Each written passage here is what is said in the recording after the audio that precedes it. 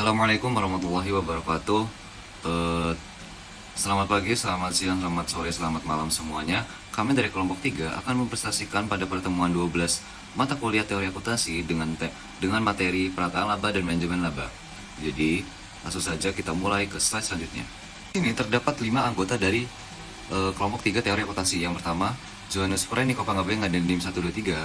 Lalu ada Senia Hilmi, Valentine Pangestu, Dendi Ahmad Dermawan, dan Jihan Alyadina. Jadi langsung saja kita ke materi utama. Oke, kita akan masuk materi yang pertama. Pada bagian ini saya akan membahas dasar teoritis dari praktik perataan laba dan manajemen laba. Dalam akuntansi, laporan keuangan sering dianggap sebagai gambaran objektif dari kondisi perusahaan. Namun dalam praktiknya, angka-angka tersebut itu bisa dipengaruhi oleh keputusan dari manajemen. Untuk memahami hal tersebut, digunakanlah Positive Accounting Theory yang disingkat PAT. Teori ini menjelaskan bahwa praktik akuntansi tidak sepenuhnya netral karena dipengaruhi oleh insentif serta kepentingan dari manajer. Manajer diasumsikan bertindak rasional, yaitu berusaha memaksimalkan utilitas pribadi manajer tersebut seperti bonus, keamanan kerja, dan posisinya dalam perusahaan. Selanjutnya, dalam Positive Accounting Theory atau PAT, terdapat 3 hipotesis utama yang menjelaskan perilaku manajer dalam memilih kebijakan akuntansi. Yang pertama yaitu bonus plan hipotesis, yaitu manajer cenderung meningkatkan laba untuk memperoleh bonus yang lebih tinggi. Yang kedua yaitu debt covenant hipotesis, di mana perusahaan dengan utang yang tinggi akan meningkatkan laba agar tidak melanggar perjanjian dengan kreditur. Lalu yang ketiga ada political cost hipotesis, yaitu perusahaan besar cenderung menurunkan laba untuk menghindari tekanan politik seperti pajak maupun regulasi. Sehingga dapat disimpulkan bahwa pemilihan metode akuntansi itu tidak bersifat netral, melainkan juga dipengaruhi oleh adanya kepentingan ekonomi manajemen. Kita masuk ke materi selanjutnya yaitu mekanisme perataan laba.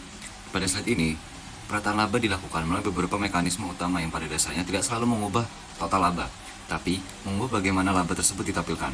Pertama, manipulasi akrual, yaitu dengan mengubah estimasi akuntansi seperti cadangan piutang atau biaya masa depan, sehingga laba bisa dinaikkan atau diturunkan sesuai kebutuhan.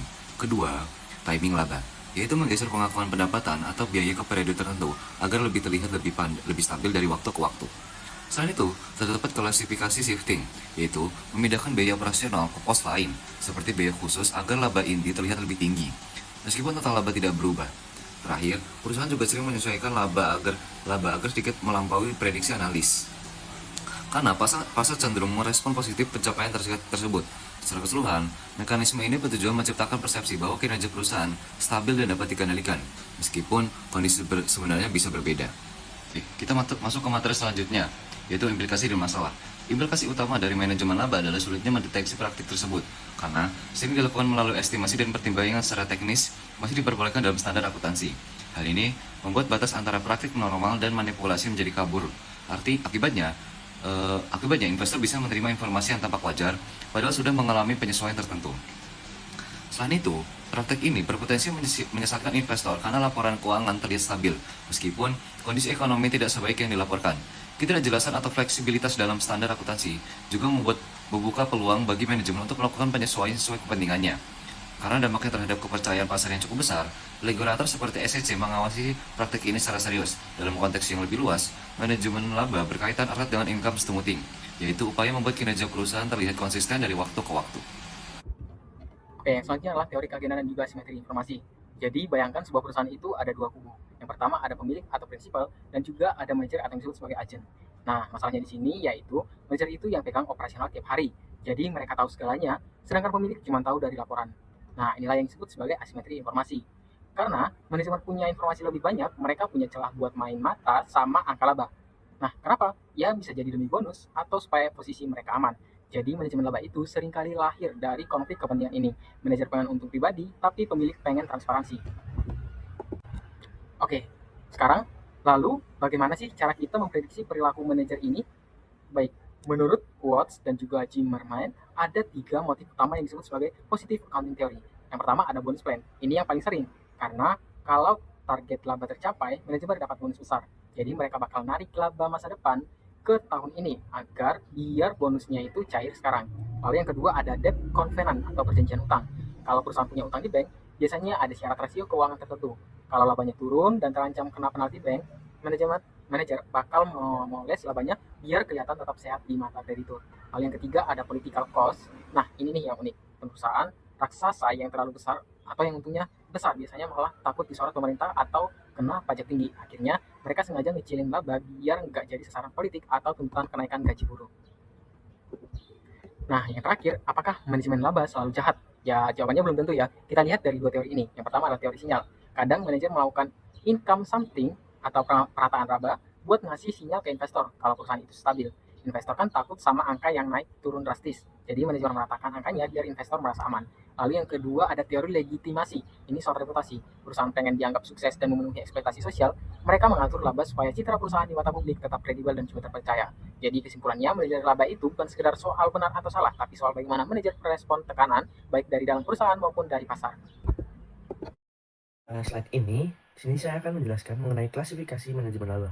Nah, manajemen laba itu sendiri merupakan tindakan yang dilakukan oleh manajemen untuk mengatur angka laba dalam laporan keuangan, biasanya untuk mencapai tujuan tertentu.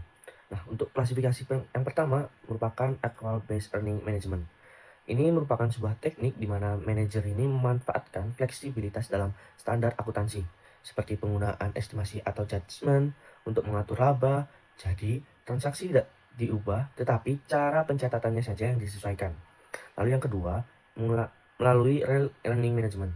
Berbeda dengan sebelumnya, metode ini melibatkan perubahan pada aktivitas operasional perusahaan, yang mana artinya manajemen benar-benar mengambil keputusan bisnis tertentu, seperti memberikan diskon besar atau menunda biaya agar laba terlihat sesuai target. Lalu yang ketiga, berdasarkan tujuan, yaitu income increasing dan income decreasing. Income increasing sendiri dilakukan untuk menaikkan laba yang dilaporkan, misalnya dengan mempercepat pengakuan pendapatan atau menunda biaya. Namun sebaliknya, income decreasing dilakukan dengan sengaja menurunkan laba yang biasanya untuk tujuan tertentu seperti efisiensi pajak atau strategi jangka panjang. Nah, dari ketiga klasifikasi ini dapat disimpulkan bahwa manajemen laba tidak hanya terjadi pada pencatatan akuntansi, tetapi juga bisa mempengaruhi keputusan operasional perusahaan. Nah, selanjutnya saya akan menjelaskan terkait dampak terhadap reaksi pasar. Jadi di sini, di bagian ini, kita akan melihat bagaimana investor tuh merespon perataan laba dilihat dari jangka pendek dan juga jangka panjang. Yang pertama, melalui reaksi jangka pendek.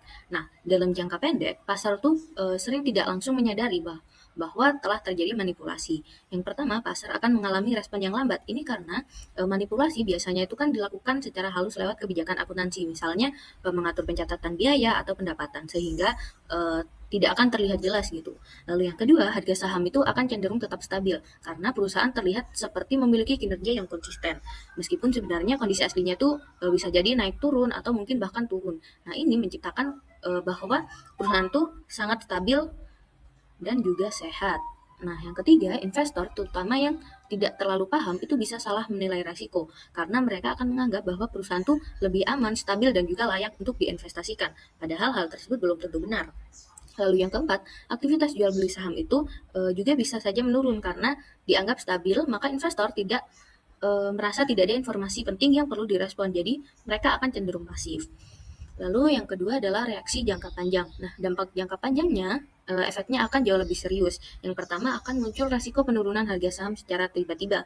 Nah, ini bisa terjadi ketika manipulasi tersebut itu terbongkar atau perusahaan tidak bisa lagi mempertahankan laba yang terlihat stabil tadi. Akibatnya, harga saham itu bisa jatuh drastis dalam waktu singkat. Lalu yang kedua, perusahaan itu bisa mengalami kehilangan kepercayaan. Jadi investor setelah menyadari hal tersebut akan merasa tertipu dan juga kepercayaan akan hilang. Nah, kepercayaan yang hilang ini itu akan sulit dipulihkan dan juga berdampak jangka panjang. Lalu yang ketiga, bisa terjadi kesalahan penilaian harga saham atau mispricing.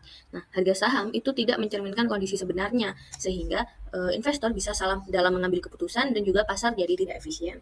Lalu yang keempat, biaya modal itu akan meningkat. Jadi investor jauh lebih hati-hati dan juga mereka akan meminta return yang lebih tinggi, kompensasi atas resiko informasi. Artinya perusahaan tuh jadi mencari dana yang lebih besar gitu untuk kompensasi tersebut. Selanjutnya adalah dampak terhadap kualitas informasi akuntansi. Nah, karena perataan laba ini bisa merusak kualitas laporan keuangan, terutama dalam 3 aspek utama. Yang pertama adalah relevansi atau apakah informasi tersebut masih relevan atau masih berguna. Nah, laba yang dimanipulasi itu jadi kurang bisa digunakan untuk memprediksi masa depan. Padahal fungsi utama laba kan adalah untuk memperkirakan arus kas di masa depan. Nah, ketika laba diratakan, hubungan antara laba dan kondisi nyata itu akan jadi lemah, jadi laba tidak lagi bisa mencerminkan performa aslinya. Akibatnya, investor itu tidak bisa lagi mengandalkan laba sebagai dasar keputusan. Lalu yang kedua adalah reliabilitas, atau apakah laba itu bisa dipercaya. Nah, perataan laba itu membuat laporan jadi lebih subjektif. Kenapa? Karena banyak menggunakan estimasi. Lalu manajer juga punya ruang untuk mengatur angka dalam laba tersebut. Nah, akibatnya akan sulit dibuktikan kebenarannya. Lalu auditor pun juga lebih sulit untuk memverifikasi. Jadi, semakin besar peran perkiraan akan semakin rendah tingkat kepercayaan terhadap laporan tersebut.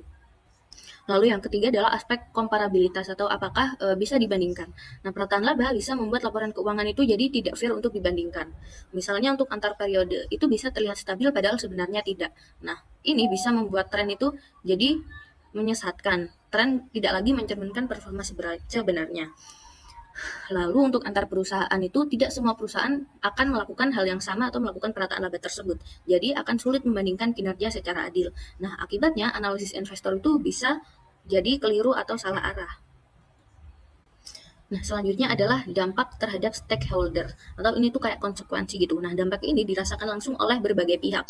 Yang pertama, dari sisi investor dan juga pemegang saham. Nah, investor itu bisa salah mengambil keputusan berdasarkan informasi tersebut. Jadi, mereka bisa mengalami kerugian saat kondisi asli ini terungkap. Selain itu, investor yang lebih paham itu bisa memanfaatkan situasi. Nah, kalau investor yang mungkin pemula atau awam, mereka justru dirugikan oleh perataan laba ini, sehingga terjadi ketidakadilan dalam pasar. Lalu yang kedua dari sisi kreditur dan juga lembaga keuangan, mungkin seperti bank dan juga pemberi pinjaman. Nah, kreditor ini bisa salah menilai kesehatan keuangan perusahaan, lalu juga tidak sadar bahwa risiko sebenarnya itu lebih tinggi. Akibatnya akan ada potensi gagal bayar yang tidak terdeteksi lebih awal. Juga bisa terjadi kerugian yang lebih besar. Selanjutnya dari sisi regulator dan auditor. Nah, regulator itu harus meningkatkan pengawasan, juga biaya pengawasan yang jadi lebih tinggi. Nah, untuk auditor itu resiko reputasinya meningkat dan bisa terkena tuntutan jika gagal mendeteksi. Nah, hal ini juga bisa menyebabkan aturan menjadi semakin ketat. Lalu yang keempat dari sisi manajemen dan karyawan.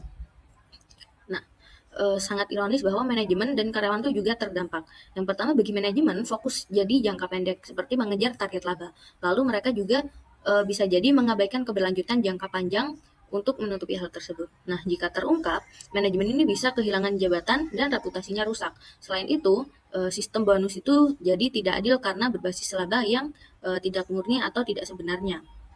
Sehingga perataan laba ini mungkin memberikan kesan yang stabil dalam jangka pendek, tetapi dalam jangka panjang dapat merusak kepercayaan, menurunkan kualitas informasi, dan menciptakan resiko besar bagi seluruh pihak yang terlibat. Baik, selesai sudah materi dari kelompok 3 teori reputasi pada pertemuan 12 ini. Maka langsung saja saya tutup. Sekian, terima kasih. Wassalamualaikum warahmatullahi wabarakatuh.